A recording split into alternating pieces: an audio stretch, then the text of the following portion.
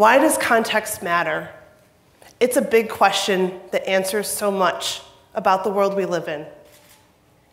It explains why things are relevant, it shapes our viewpoints, the stories we share with our friends and other people. It defines us. Now, take a look at the story that ran in the Telegraph. It's a travel section piece about photos on Instagram. This is a picture of the Wall of China. The Great Wall of China looks peaceful, right? But in reality, it's like this. Now take a look at the Mona Lisa. She's amazing. I've seen her in person when I was in Paris at the Louvre. But to get this close, you have to go through something like this. Now take a look at this slide. What do you think this says? It looks like community development, right? The mind is a funny thing.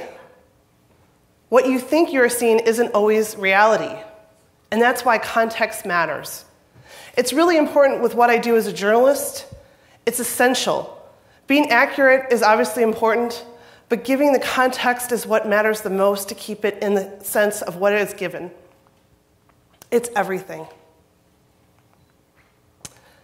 Now, for me, when things are taken out of context, it can have a big problem, just like everybody else.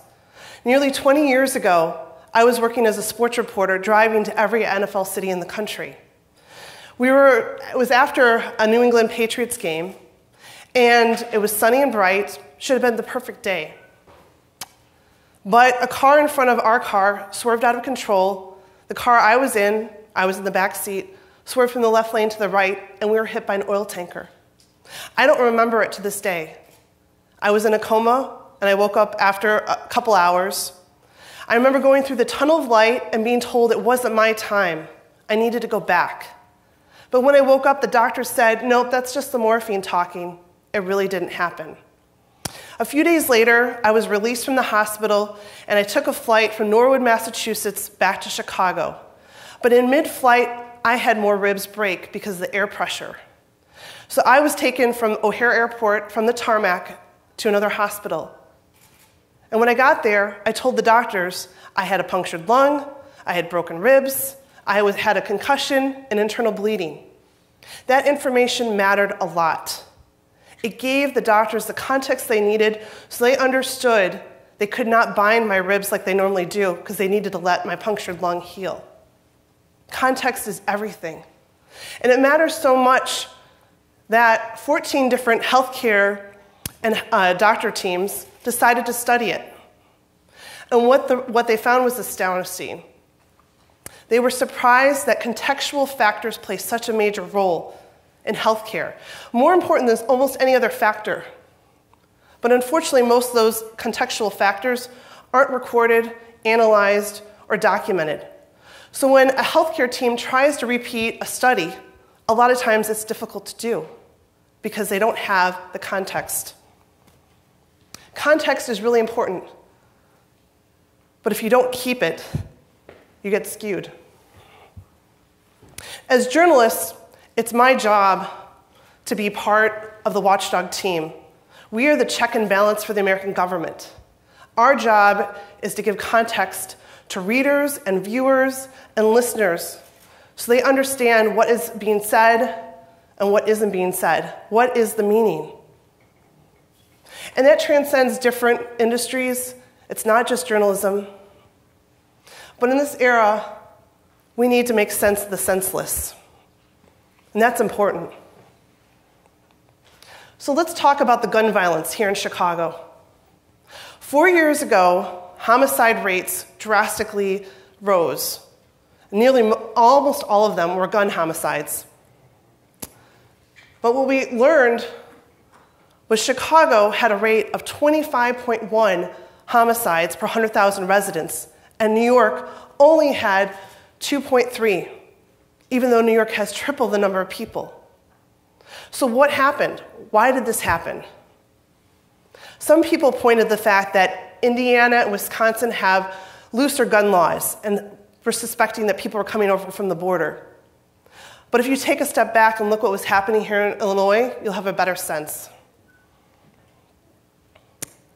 What was happening here is that in July 1st, 2015, there was a drastic funding cut.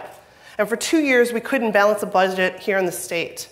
And as a result, a lot of the funding choices that were made cut violence prevention programs, and they impacted housing and healthcare programs.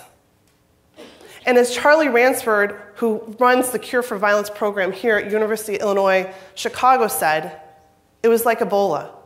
It was like a contagious disease that rapidly spread, and it impacted everything.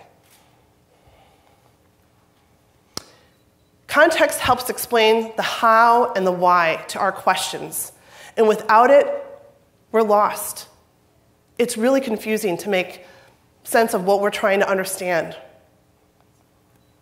And in this era of big data, that's become more complicated. When you click on something like a Facebook post, when you click on a shoe ad or a beer ad, you get more of the same. If you like that, you will get more of what you like. And that skews your viewpoint. Just like news, you click on a story about restaurants or a gun shooting, you get more and more of what you want. And that silos our viewpoints till we think everyone has that same viewpoint, when really it's spread across the border. Big data controls so much of how we interact. So how do we impact it? What do we do? Let me tell you a story about a middle school teacher named Tina. Tina wanted her students to understand what was happening, how to consume news, how to relate to the world that they were living in. And when she went to her students, she quickly realized none of them had held a hard copy of a newspaper ever.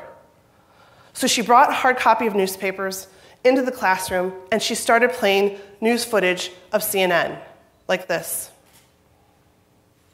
And during that time, which was early last year, a lot of the news was focused on Venezuela, asylum seekers coming from Venezuela. Now, walking from Venezuela to our borders is like walking from New York to LA. And most of these asylum seekers walked through the Andes Mountains in bloody feet, without food, without water, trying to figure out a better way of life. Her students said, why don't we help these asylum seekers? But when they got to the border, they realized that something was happening. And they said, wait, why don't we build a wall? Why do we need to bring people into our country? And Tina said, take a step back. A couple of weeks ago, you wanted to help these same people. These are the same people who are walking. You said, we need to help them. But now that you're talking about the border, you want to build the wall. These are the people that are being separated from their families, who are facing sexual violence, who have families that their children are being removed from them. The students finally got that there was a bigger context. And they wanted to do something about it. They wanted to make a difference. And they finally realized that they were one and the same. There's a simple approach to this. It doesn't have to be complicated, because gaining context really helps expand your mind. You shouldn't get your news from all the same sources. You shouldn't do it just by Googling. Talk to someone in line. Next time you go to the grocery store, try talking to a stranger at the grocery store or at Starbucks. You might be surprised if you have a conversation with someone that doesn't look the same way as you look or isn't the same age. We can take our history and understand look at the past to understand what was happening in the present. We only need to look at the Berlin Wall to understand physical walls don't have a great track record here. Now let's pause for a minute. We are all immigrants or have a relative, however distant it may be, who are immigrants. Even my grandmother, who was a daughter of the American Revolution, had that in her past. And let's not forget the Statue of Liberty was given to us as a reminder that we opened our doors, we gave freedom to people that were poor and tired. We never had our borders closed. It's important. And by gaining that context, you might have a bigger idea or a picture, but it starts with something simple, like a conversation. And by doing that, you might be surprised at what you find. Ask a simple question if you don't know where to start with somebody. What was your childhood like? Or what's something unusual about you that a lot of people don't know? You might find that you will become more empathetic, less condescending, and even a little bit happier. Thank you, and good night.